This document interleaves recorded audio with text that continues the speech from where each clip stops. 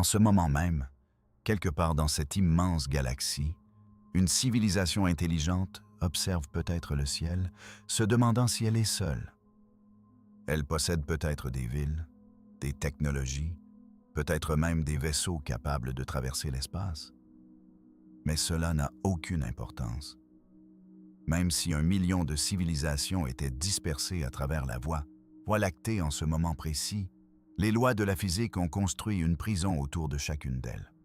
Non pas une prison liée à des lacunes techniques, mais une prison faite de distances mesurées en années-lumière, d'énergie inscrite dans le tissu de la relativité, et d'un temps qui efface toute structure et toute société. Il ne s'agit pas de savoir si des extraterrestres existent. Il s'agit de comprendre pourquoi l'univers lui-même rend pratiquement impossible que l'un d'eux atteigne jamais la Terre. L'obstacle n'est pas l'intelligence. L'obstacle, c'est la réalité. Par une nuit claire, levez les yeux vers le ciel. Repérez 2 étoiles qui semblent penser presque côte à côte, comme 2 lumières épinglées dans du velours noir. Vos yeux vous disent clairement qu'elles sont proches. Votre cerveau accepte cette impression sans résistance. C'est la première erreur. Ces 2 étoiles peuvent être séparées par des dizaines d'années-lumière. L'une pourrait être relativement proche, une naine rouge à quelques années-lumière à peine. L'autre pourrait se trouver à des centaines d'années-lumière, une étoile bleue massive brillant bien au-delà. Elle semble proche uniquement parce que notre vision comprime la profondeur en une image plate. Le ciel nocturne n'est pas un plafond. Ce n'est pas une surface. C'est une structure tridimensionnelle si vaste que notre système visuel ne peut pas l'apercevoir avec précision.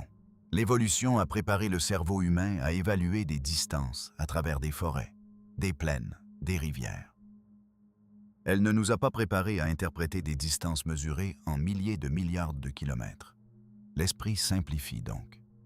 Il aplatit. Il transforme l'incompréhensible en quelque chose de gérable. Cet aplatissement est sans sein et sans conséquence lorsqu'on estime la distance d'un arbre. Il devient catastrophique lorsqu'on estime la distance d'une étoile. Le système stellaire le plus proche, au-delà de notre Soleil, est Alpha du Centaure, à environ 4,24 années-lumière. Le chiffre semble petit. Il tient facilement dans une phrase. Mais une année-lumière n'est pas une unité anodine. C'est la distance que parcourt la lumière en un an à environ 950 millions de kilomètres par heure. Une année-lumière équivaut à près de 9500 milliards de kilomètres. Multiplié par 4,24, et l'étoile la plus proche se trouve à environ 40 000 milliards de kilomètres de la Terre. Si vous tentiez de compter jusqu'à 40 000 milliards à raison d'un chiffre par seconde sans jamais vous arrêter, cela vous prendrait près de 800 000 ans. Vous commenceriez bien avant la construction des premières villes. Des civilisations entières naîtraient et disparaîtraient avant que vous n'atteigniez le dernier chiffre. Et c'est la distance de l'étoile la plus proche. Pas une étoile à l'autre bout de la galaxie. La plus proche. L'intuition humaine échoue à cette échelle parce que rien dans notre quotidien ne nous y prépare. L'océan Pacifique semble immense avec ses environ 17 000 kilomètres de largeur. Mais vous pourriez y faire tenir cette distance plus de 2 milliards de fois dans l'espace qui sépare la Terre d'Alpha du Centaure. 2 milliards d'océans Pacifiques bout à bout. Et vous ne seriez toujours pas arrivé. Et Alpha du Centaure est considéré comme proche. En s'éloignant un peu, les distances augmentent quand même rapidement. L'étoile brillante Sirius se trouve à 8,6 années-lumière. Vega est à environ 25 années-lumière. Ce sont des étoiles visibles à l'œil nu, des points dans le même ciel, et pourtant séparées par des distances qui exigeraient des dizaines de milliers d'années à traverser à la vitesse de nos engins spatiaux les plus rapides. La Voie lactée elle-même s'étend sur environ 100 000 années-lumière d'un bord à l'autre. La lumière, le phénomène le plus rapide de l'univers, met 100 000 ans pour accomplir ce trajet. Pas un vaisseau, pas une sonde. La lumière. Lorsque les gens imaginent des civilisations extraterrestres visitant la Terre, ils imaginent rarement d'où ces civilisations viendraient réellement. Ils imaginent des voisins proches. Ils imaginent des voyages semblables aux grandes traversées terrestres, difficiles mais réalisables avec suffisamment de détermination. Mais les étoiles ne sont pas disposées comme des villes le long d'une côte. Elles sont dispersées dans un volume d'espace si immense que même les étoiles voisines sont séparées par des milliers de milliards de kilomètres de vide absolu. La distance moyenne entre les étoiles dans notre région de la galaxie est d'environ 6 à 8 années-lumière. Chaque étoile existe donc à l'intérieur d'une sphère de vide de plusieurs milliers de milliards de kilomètres avant d'en rencontrer une autre. Imaginez que l'on réduise toute la Voie lactée à la taille d'un grand pays. À cette échelle, chaque étoile deviendrait un grain de sable. Le grain le plus proche pourrait se trouver à quelques centimètres. Le grain suivant susceptible d'abriter une planète habitable pourrait se trouver à plusieurs mètres. La plupart de la carte serait vide. Ce vide n'est pas poétique, il est géométrique.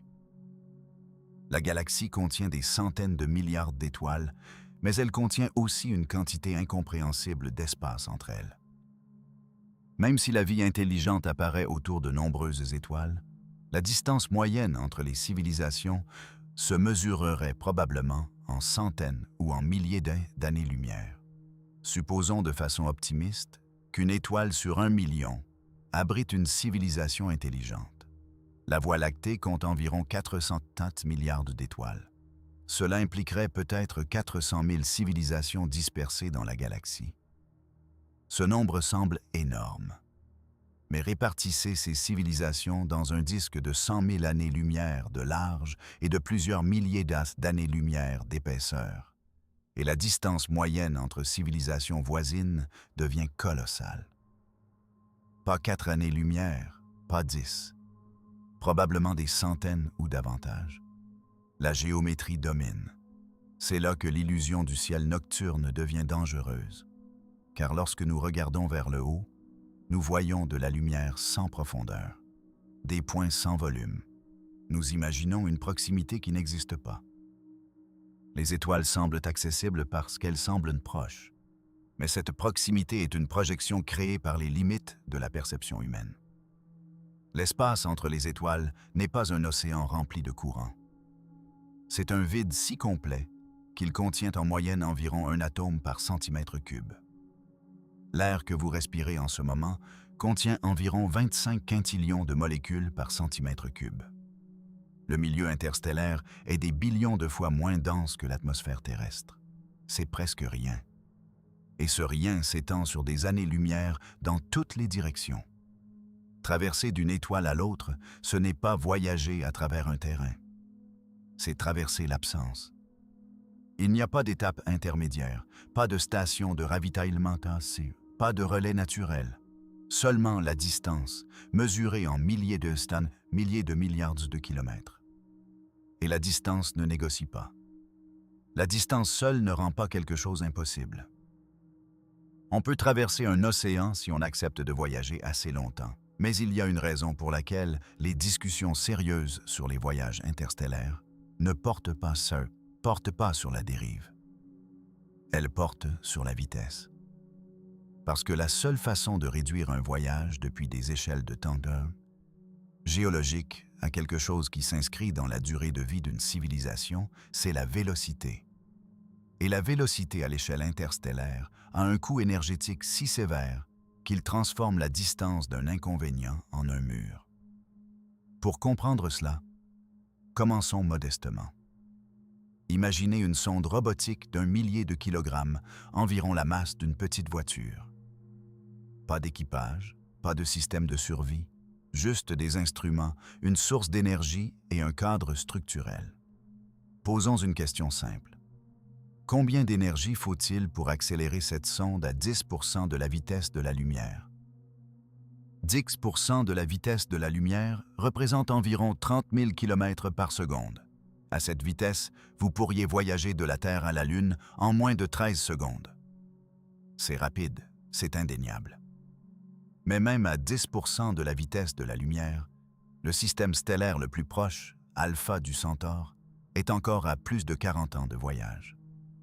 L'énergie cinétique nécessaire pour accélérer notre petite sonde à cette vitesse est d'environ 4,5 fois 10 à la puissance 17 joules.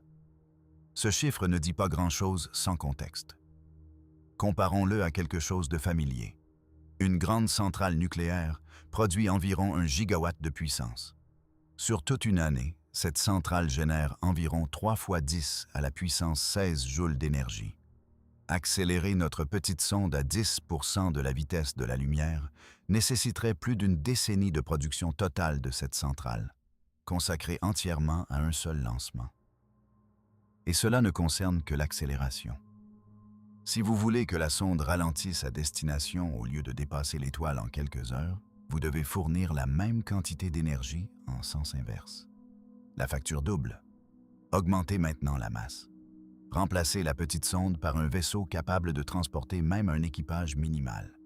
Ajoutez le blindage contre les radiations, les systèmes de survie, le renforcement structurel, les systèmes de navigation et de communication, les redondances.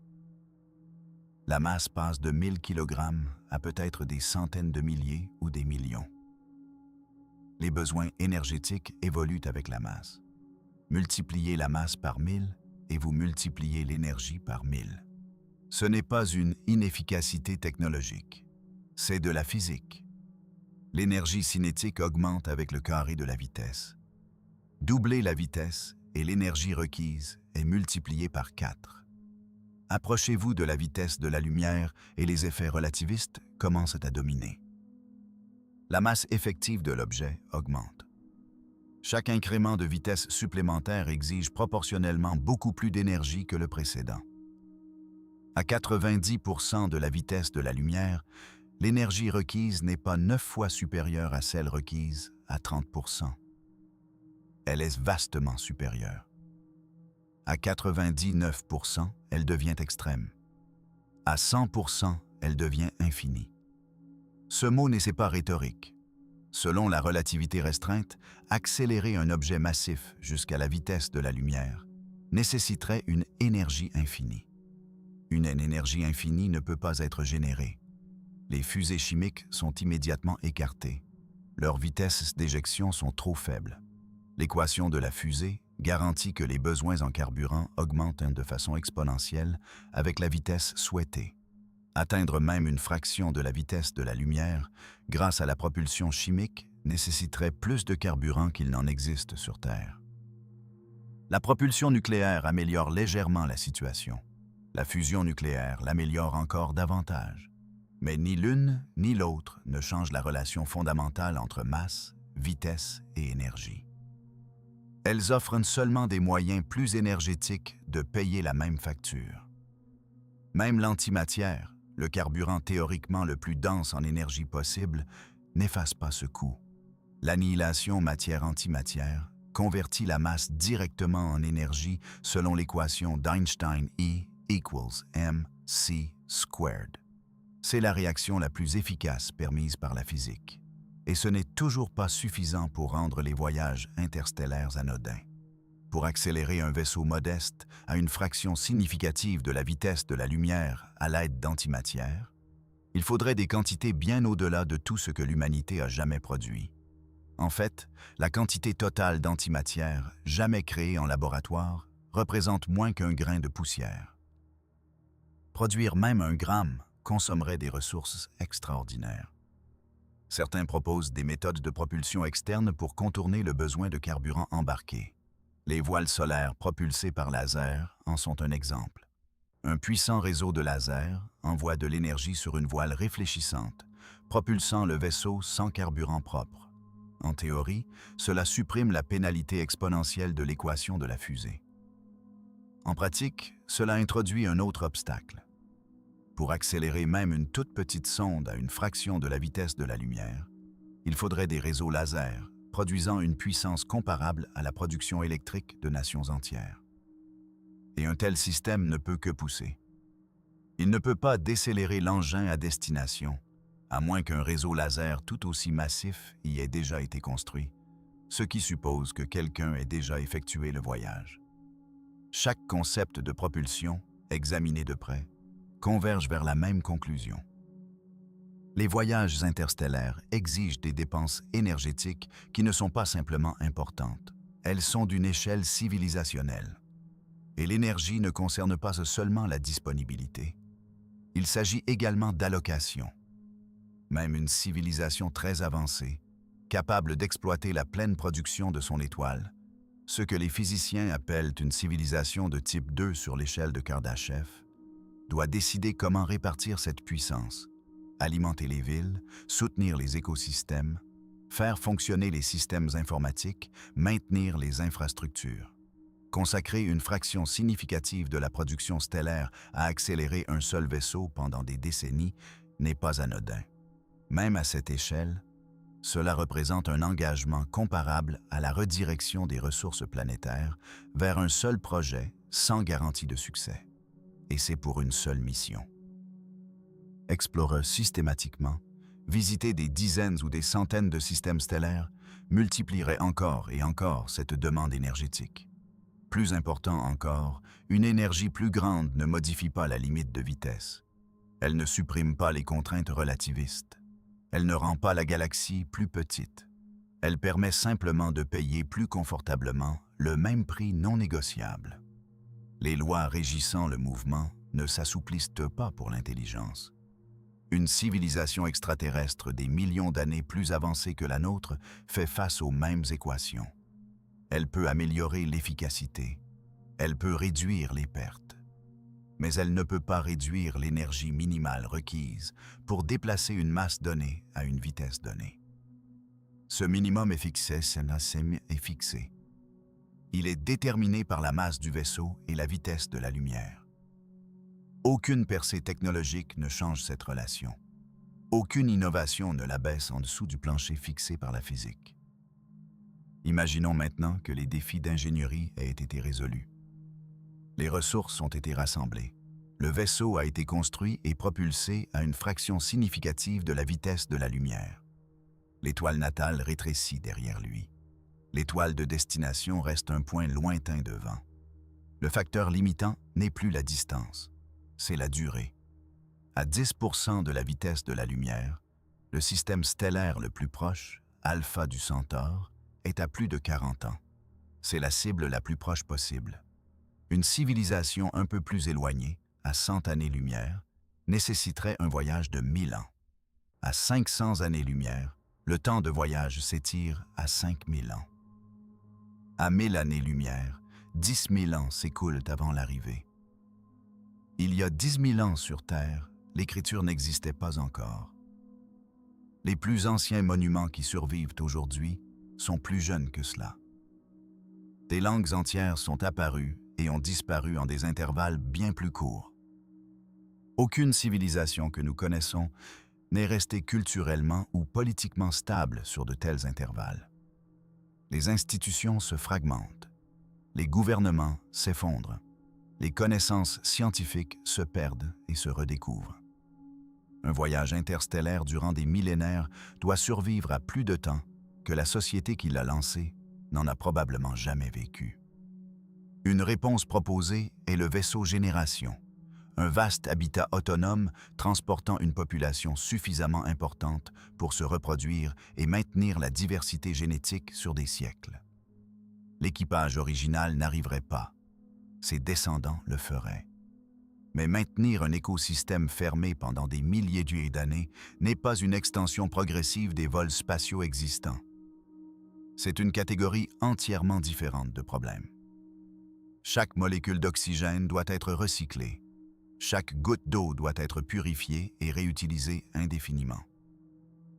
Les systèmes agricoles doivent fonctionner en continu sans réinitialisation saisonnière, sans renouvellement du sol par des cycles planétaires, sans apport extérieur. Même sur Terre, avec la gravité, la lumière solaire et l'influence stabilisatrice d'une biosphère planétaire, les systèmes écologiques entièrement fermés ont eu du mal à rester équilibrés pendant de courtes périodes expérimentales. De petits déséquilibres chimiques s'accumulent. Les populations microbiennes se modifient. Étendre ce système sur des siècles dans le vide absolu, exposé aux radiations sans correction externe, et la probabilité de défaillance augmente régulièrement. Les systèmes mécaniques ajoutent une autre couche de fragilité. Les métaux se fatiguent, les joints se dégradent, l'électronique subit des dommages dus aux radiations à l'échelle atomique. Même les composants très fiables finissent par tomber en panne sous une contrainte constante. Les mathématiques de la fiabilité sont implacables. Un système ayant 999 chances sur 1000 de survivre chaque année fait face à une probabilité écrasante de défaillance sur 10 000 années consécutives. Multipliez ce risque à travers des milliers de systèmes interdépendants et la probabilité d'un fonctionnement ininterrompu s'approche de zéro. La redondance réduit les risques, mais elle augmente la masse. Une masse accrue augmente les besoins de propulsion. Les besoins de propulsion augmentent l'intimace et la complexité des systèmes. La complexité introduit de nouveaux points de défaillance. Les défis se renforcent mutuellement plutôt que de s'annuler. Au-delà de la biologie et de la mécanique, se pose la question de la sociologie. Une société confinée dans un vaisseau pendant des générations évoluerait en isolation. La dérive culturelle serait inévitable. L'objectif de la mission se modifierait à mesure que les souvenirs du monde d'origine s'effaceraient dans l'histoire ancienne. Les enfants nés à bord du vaisseau ne vivraient même pas le départ comme un sacrifice. Pour eux, le vaisseau serait la normalité. L'étoile de destination ne serait pas un retour au bercail. Ce serait une directive abstraite, héritée de personnes mortes depuis longtemps. Les structures politiques changeraient. La direction traverserait des crises et des réformes. Des conflits surgiraient au sujet des ressources, de l'idéologie et de l'autorité. L'histoire humaine démontre que même dans des conditions planétaires stables, les sociétés restent rarement cohésives sur de longues périodes. Un vaisseau génération amplifierait ces pressions.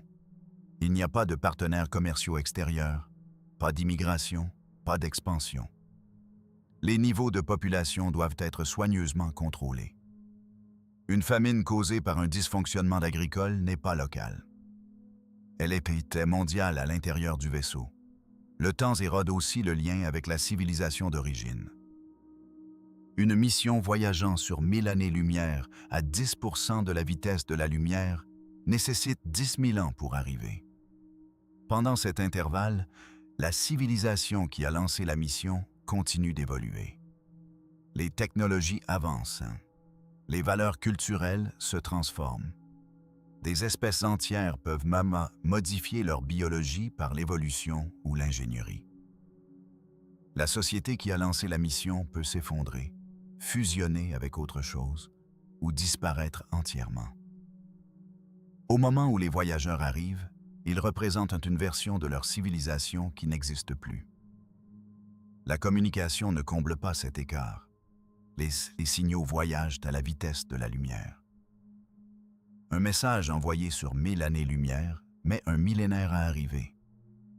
Une réponse en nécessite un autre. Chaque échange s'étend sur 2000 ans. À cette échelle, le dialogue est fonctionnellement impossible. Les mises à jour techniques, les directives politiques, même une simple réassurance arrivent des siècles.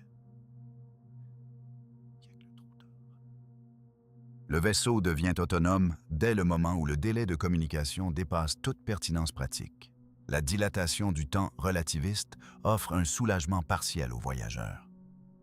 À des vitesses approchant la vitesse de la lumière, le temps s'écoule plus lentement à bord par rapport aux observateurs immobiles. Un équipage voyageant à 90% de la vitesse de la lumière expérimente le temps à moins de la moitié du rythme de ceux qui sont au repos. Mais une dilatation temporelle significative exige des vitesses extrêmes, et des vitesses extrêmes exigent une énergie extrême.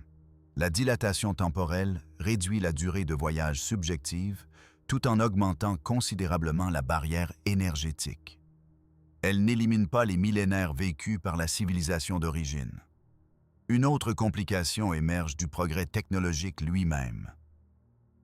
Si la propulsion s'améliore avec le temps, toute mission lancée aujourd'hui risque d'être dépassée par une mission plus rapide lancée des siècles plus tard.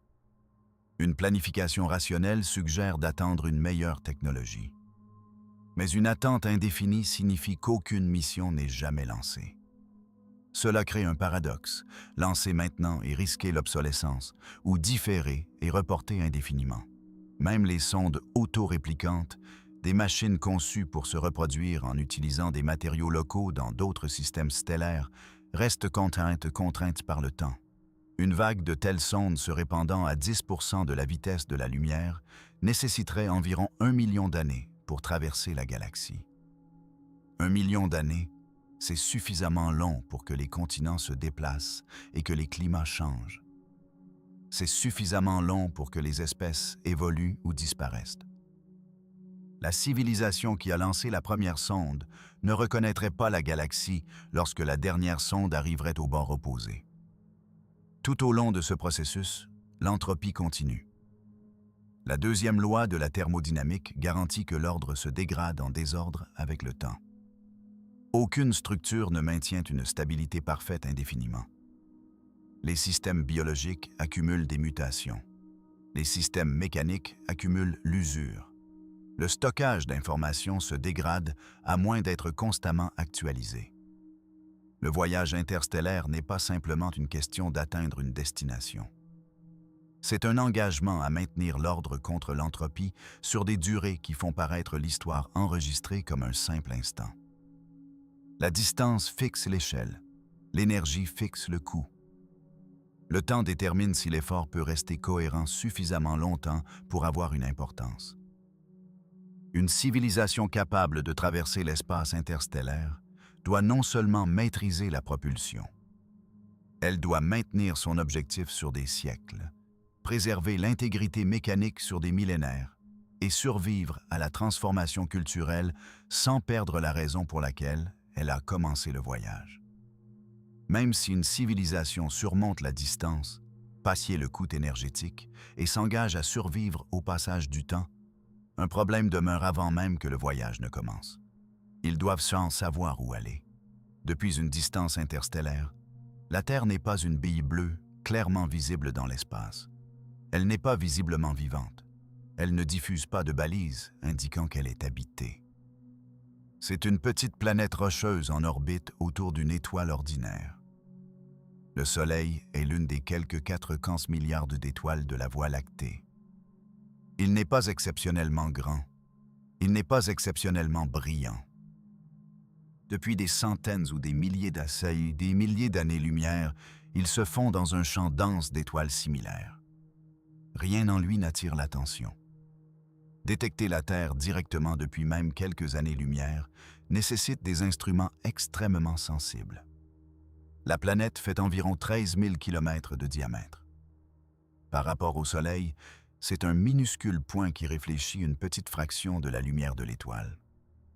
Résoudre une si petite planète à des distances de centaines d'années-lumière nécessiterait des télescopes avec des ouvertures mesurées en centaines de kilomètres. Et même dans ce cas, que verrait-il? Il verrait la Terre telle qu'elle était quand la lumière l'a quittée. Si une civilisation se trouve à 1000 années-lumière, la lumière qui atteint leurs instruments ce soir est partie de la Terre il y a 1000 ans. Ils verraient de la planète telle qu'elle existait à l'époque médiévale. Pas de signaux radio, pas de satellites, pas de pollution industrielle, pas de lumières urbaines détectables à cette distance. Ils verraient une planète rocheuse avec une atmosphère riche en oxygène. L'oxygène suggère une activité biologique. Il ne garantit pas une vie intelligente. De nombreux mondes pourraient afficher une chimie atmosphérique produite par des écosystèmes microbiens. S'engager pendant des milliers d'années et dépenser d'énormes ressources énergétiques pour visiter une planète uniquement sur la base de l'oxygène atmosphérique nécessiterait une confiance extraordinaire qu'une chose unique les attend. La Terre n'est pas unique d'une manière évidente depuis une distance. Nos signaux radio se répandent dans l'espace depuis environ un siècle. Cela signifie qu'ils ont parcouru environ 160 km. Non. Corrigeons. Ils ont voyagé à environ 100 années-lumière dans toutes les directions, formant une sphère de détectabilité de 200 années-lumière de diamètre. Cela semble grand, ce ne l'est pas. La Voie lactée s'étend sur environ 100 000 années-lumière. Notre bulle radio couvre une infime fraction de son volume. Une civilisation à 1000 années-lumière n'a pas encore reçu le moindre signe de notre existence technologique. Même lorsque ces signaux arrivent, ils seront faibles. Le rayonnement électromagnétique obéit à la loi du carré inverse. À mesure qu'un signal se répand vers l'extérieur, son intensité diminue avec le carré de la distance. Doublez la distance et le signal devient 4 fois plus faible. Augmentez-la de 10 fois et il devient 100 fois plus faible. Au moment où une émission de la Terre voyage sur des centaines d'années-lumière, son énergie est diluée sur une sphère énorme. La distinguer du bruit cosmique ambiant devient extraordinairement difficile. Les émissions radio naturelles des étoiles, des pulsars et d'autres processus astrophysiques remplissent la galaxie.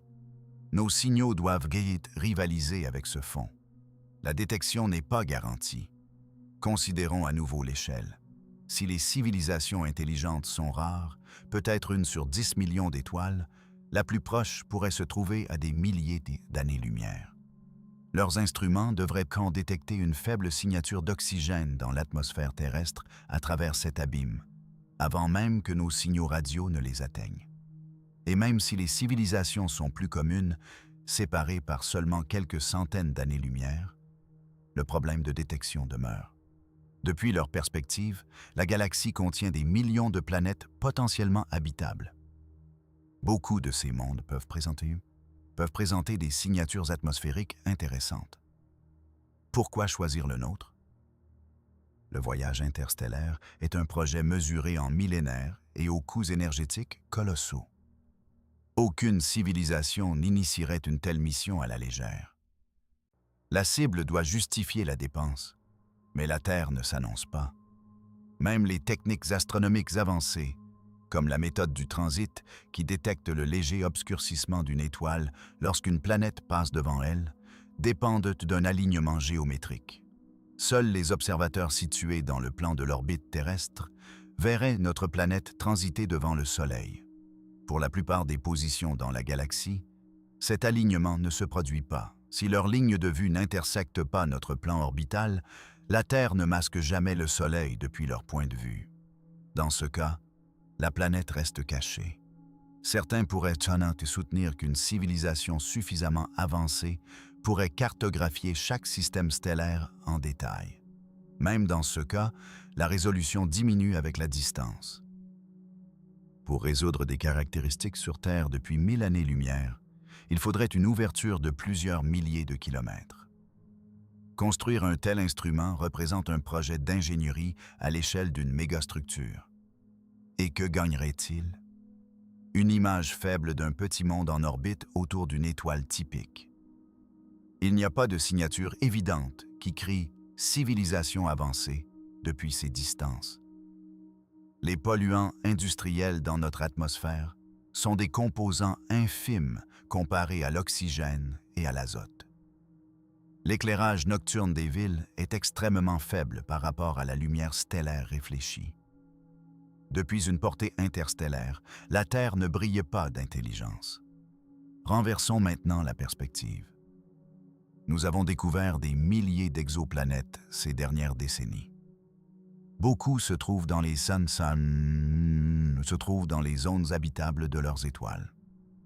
Certaines présentent des signatures atmosphériques compatibles avec la vapeur d'eau ou de possibles biosignatures.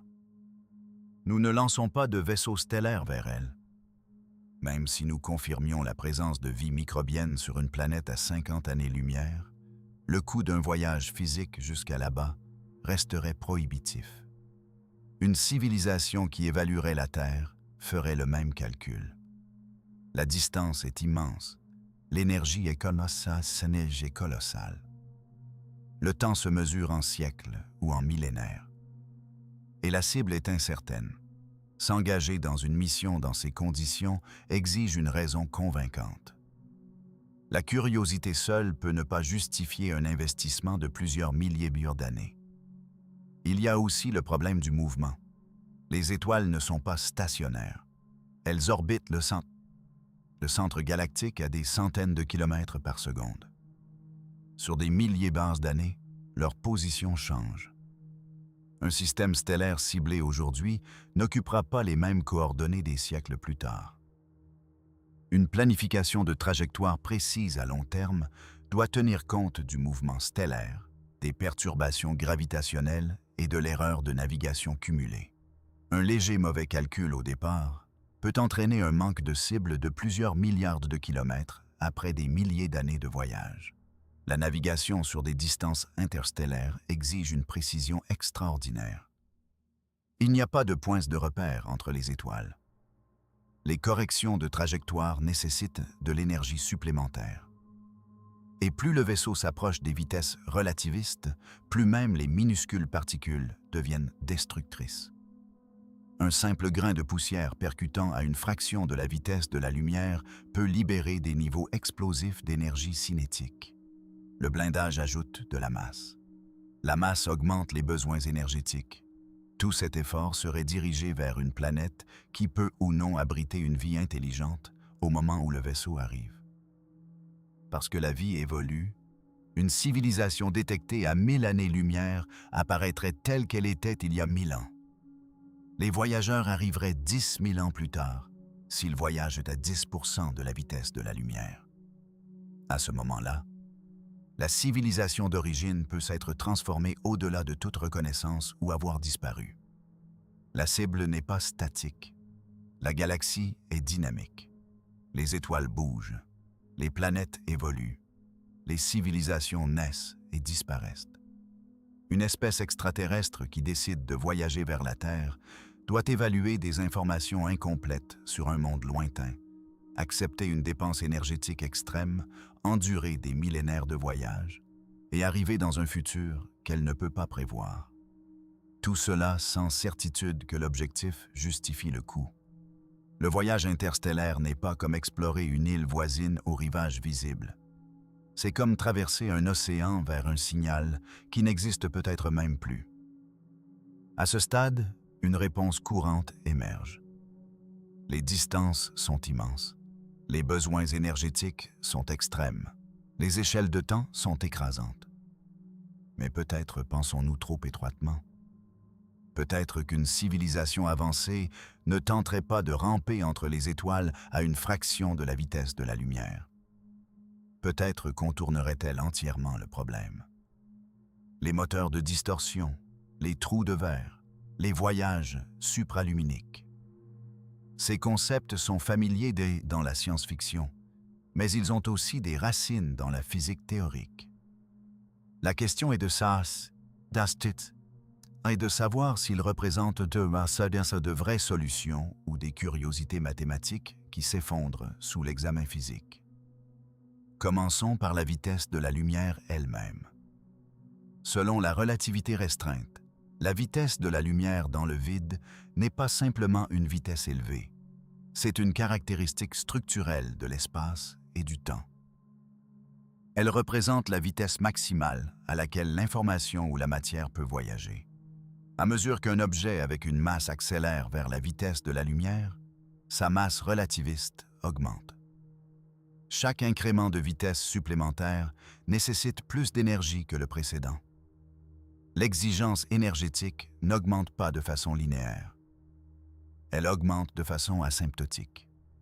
À exactement la vitesse de la lumière, l'énergie requise devient infinie. L'énergie infinie n'est pas un grand défi d'ingénierie. C'est une impossibilité physique. Cette limite a été testée à plusieurs reprises. Les accélérateurs de particules poussent des particules subatomiques à des vitesses extrêmement proches de la vitesse de la lumière. À mesure qu'elles approchent de cette limite, l'énergie nécessaire pour les accélérer davantage augmente de façon dramatique, exactement comme la relativité le prédit. Les équations ne fléchissent pas. La limite de la vitesse de la lumière n'est pas une barrière imposée par la technologie actuelle. Elle est inscrite dans la géométrie de l'espace-temps. Une méthode proposée est le moteur de distorsion d'Alcubierre, développé par le physicien Miguel Alcubierre en 1994. L'idée n'implique pas de déplacer un vaisseau spatial dans l'espace plus rapidement que la lumière. Au lieu de cela, elle propose de comprimer l'espace devant l'engin et de l'étendre derrière lui, créant une bulle de distorsion qui transporte le vaisseau vers l'avant. En principe, le vaisseau à l'intérieur de la bulle ne dépasse jamais localement la vitesse de la lumière. C'est l'espace lui-même qui se déplace. Les mathématiques sont des solutions valides dans le cadre de la relativité générale. Mais les exigences physiques sont sévères. Un moteur de distorsion nécessite de la matière exotique avec une densité d'énergie négative, une matière qui exerce une répulsion gravitationnelle plutôt qu'une attraction. Aucune telle substance n'a jamais été observée en quantité utilisable. L'énergie négative apparaît dans de petits effets quantiques transitoires, mais rien de remotement proche des formes stables à grande échelle nécessaires pour maintenir une bulle de distorsion. Les premières estimations suggéraient que créer un champ de distorsion nécessiterait une énergie équivalente à l'énergie de masse de l'univers observable entier. Des raffinements ultérieurs ont réduit l'estimation de façon dramatique, mais seulement à des niveaux comparables à l'énergie de masse d'une planète comme Jupiter, convertie entièrement en énergie. Ce n'est pas un écart technologique, c'est une absence de faisabilité physique. Les trous de verre, ou ponts d'Einstein-Rosen, offrent un autre raccourci théorique. En théorie, un trou de verre connecte deux points distants de l'espace-temps à travers une structure en forme de tunnel. Le voyage à travers une telle structure pourrait être presque instantané, quelle que soit la distance externe. Mais les trous de verre stables et traversables font face au même obstacle que les moteurs de distorsion. Ils nécessitent de la matière exotique pour rester ouverts. Sans densité d'énergie négative pour contrecarrer l'effondrement gravitationnel, le trou de verre se refermerait plus vite que quoi que ce soit ne pourrait le traverser. De plus, les trous de verre introduisent des problèmes de causalité. Les voyages supraluminiques combinés à la relativité peuvent produire des paradoxes temporels, permettant aux effets de précéder les causes dans certains référentiels. De nombreux physiciens soupçonnent que des lois fondamentales, parfois appelées protection de la chronologie, empêchent de tels paradoxes de se produire. En d'autres termes, l'univers peut interdire les trous de verre stable précisément parce qu'ils violeraient sans des relations cohérentes de cause à effet. Il n'existe aucune preuve expérimentale que des trous de verre traversables existent. Aucune observation astronomique n'en a révélé un naturel. Aucune expérience en laboratoire n'a laissé entrevoir une énergie négative contrôlable dans la forme requise. Une autre idée implique l'intrication quantique. Les particules intriquées présentent des corrélations à distance qui semblent instantanées. Certains spéculent que cela pourrait permettre une communication supraluminique. Mais l'intrication ne transmet pas d'informations utilisables plus vite que la lumière. Les résultats statistiques observés nécessitent toujours une communication classique pour comparer les résultats. La relativité reste intacte. Chaque faille proposée rencontre finalement la même contrainte. Soit elle nécessite des formes de matière jamais observées dans la nature, soit elle viole la causalité, soit elle exige des échelles d'énergie au-delà de toute interprétation réaliste de la physique. L'attrait des voyages supraluminiques réside dans l'imagination. Les contraintes viennent de l'expérience. La relativité n'est pas une théorie fragile en attente d'effondrement. Elle a survécu à plus d'un siècle de tests de plus en plus précis. La dilatation du temps a été mesurée. Des horloges atomiques. Les ondes gravitationnelles ont été détectées. Les satellites GPS doivent tenir compte des corrections relativistes pour fonctionner correctement. La limite de la vitesse de la lumière est tissée dans chaque prédiction vérifiée de la physique moderne. La dépasser nécessiterait de réécrire non pas une seule équation, mais tout le cadre de l'espace-temps. Des découvertes futures pourraient-elles élargir notre compréhension? Peut-être. La science est toujours ouverte à la révision. Mais la spéculation sur une physique inconnue ne peut pas servir de pont pratique à travers des années-lumière. Une civilisation avancée n'obtient pas d'exemption des lois physiques simplement parce qu'elle est avancée. Une espèce des millions d'années plus vieille que l'humanité existe toujours à l'intérieur de la même géométrie d'espace-temps. Elle obéit toujours à la conservation de l'énergie. Elle subit toujours l'entropie. Une connaissance supérieure peut permettre une propulsion plus efficace. Elle ne peut pas effacer les contraintes relativistes. Même une civilisation exploitant la pleine production d'énergie de son étoile, une civilisation dite de type 2, ferait toujours face au même plafond de vitesse.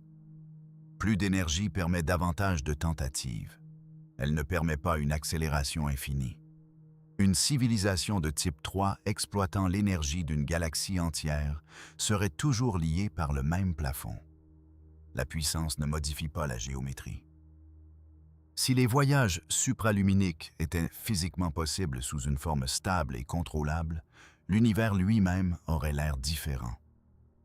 Nous nous attendrions à voir des preuves d'une colonisation galactique rapide, des signaux, des structures ou des anomalies incompatibles avec une expansion lente. Au lieu de cela, le cosmos semble silencieux.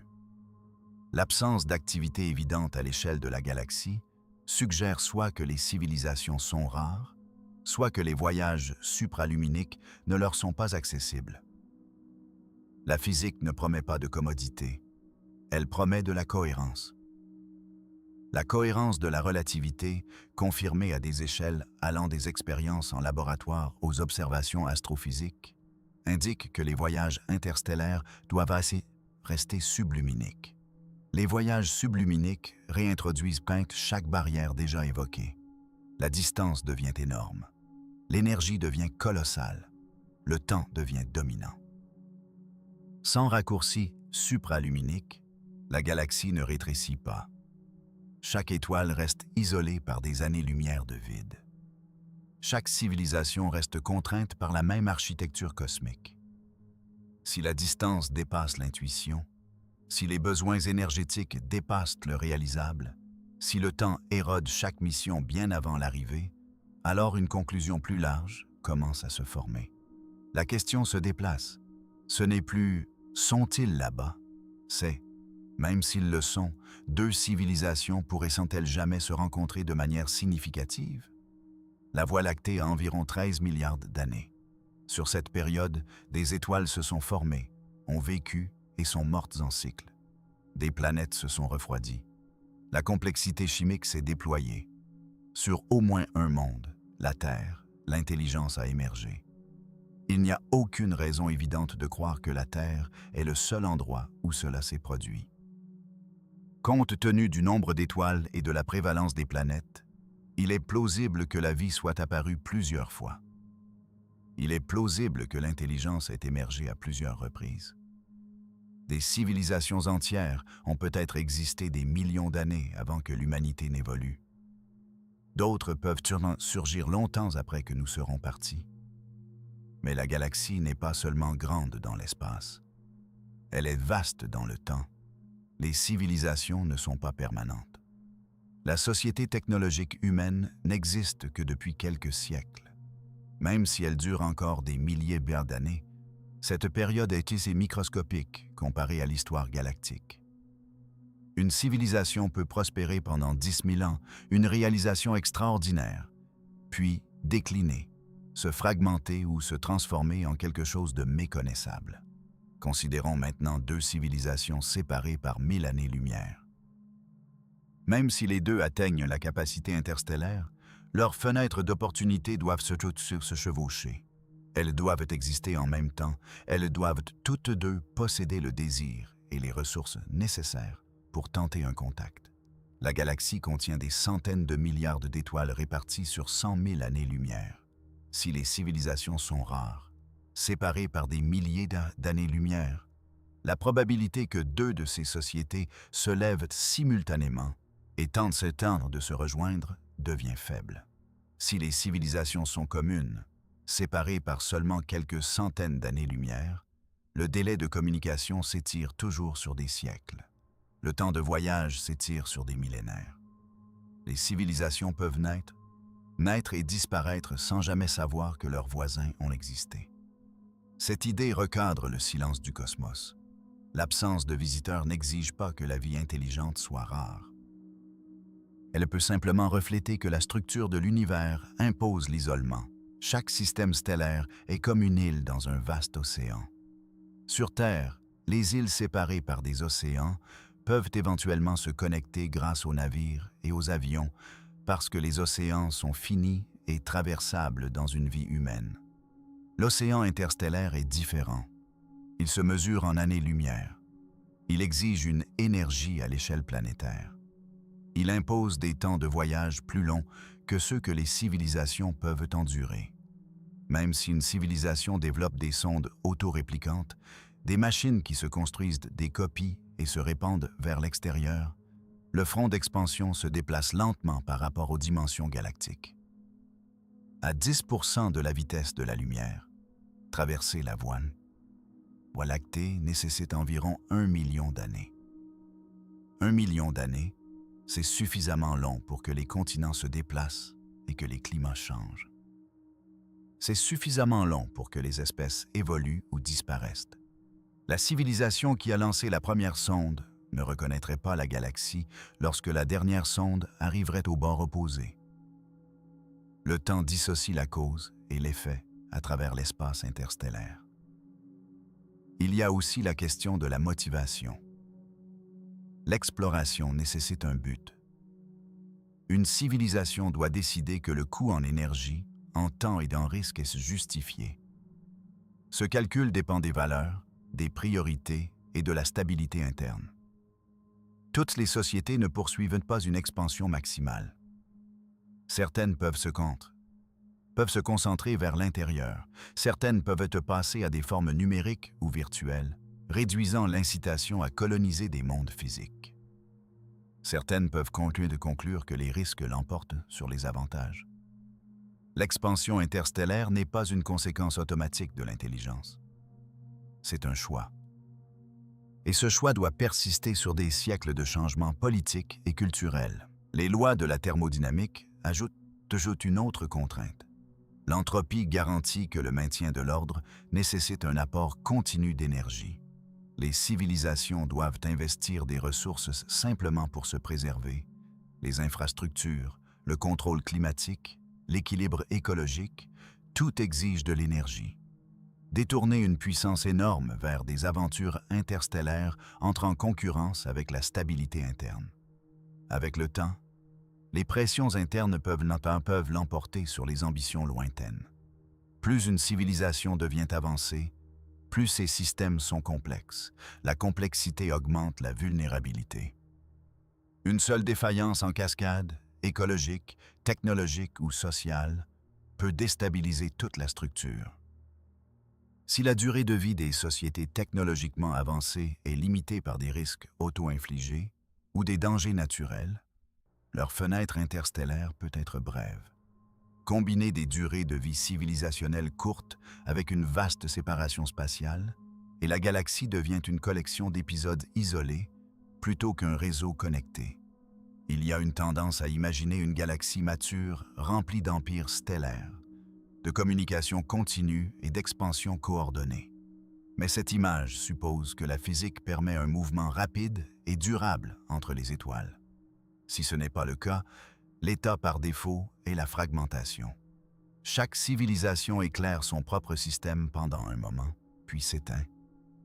La lumière de cette civilisation, sous forme de signaux radio ou de changements atmosphériques, se répand vers l'extérieur à la vitesse de la lumière. Mais au moment où elle atteint des étoiles lointaines, la source a peut-être déjà disparu.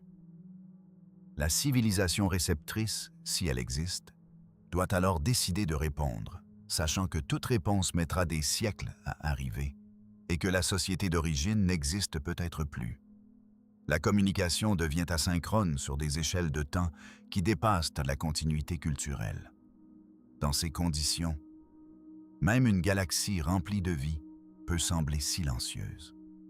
Le silence n'implique pas le vide, il implique la séparation. Les barrières décrites ne rendent pas seulement les voyages interstellaires difficiles, elles façonnent la structure à grande échelle de la civilisation dans le cosmos. Elles empêchent un mélange rapide, elles empêchent un développement synchronisé, elles empêchent la formation de communautés interstellaires étroitement connectées. À la place, la configuration la plus probable est une intelligence dispersée. D'innombrables expériences indépendantes d'un CTTPT de conscience, chacune se déployant dans le puits gravitationnel de sa propre étoile. Du point de vue de l'une de ces civilisations, le ciel reste silencieux. Elles peuvent chercher, écouter, émettre, mais les signaux sont faibles. La distance est immense et les temps de réponse se mesurent en siècles. L'univers n'interdit pas la vie. Il n'interdit pas l'intelligence. Il n'interdit même pas les tentatives interstellaires. Ce qu'il semble interdire, c'est la connexion facile. Chaque étoile est séparée par des années-lumière.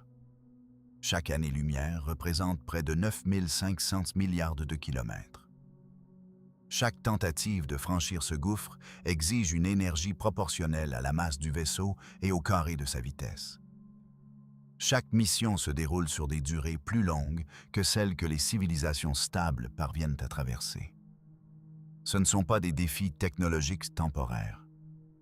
Ce sont des conséquences de la structure de l'espace-temps. Le résultat est un cosmos qui peut être peuplé, mais compartimenté. Une galaxie de mondes isolés. Chacun potentiellement vivant, chacun potentiellement curieux, et pourtant séparés des autres par des barrières qui ne cédent pas à l'intelligence seule.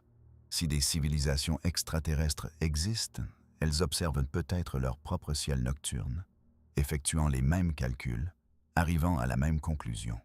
Les étoiles sont visibles, les distances sont réelles. Et la réalité elle-même peut faire en sorte que la plupart des civilisations ne se rencontrent jamais. En ce moment même, quelque part dans cette immense galaxie, une civilisation intelligente observe peut-être le ciel, se demandant si elle est seule. Elle possède peut-être des villes, des technologies, peut-être même des vaisseaux capables de traverser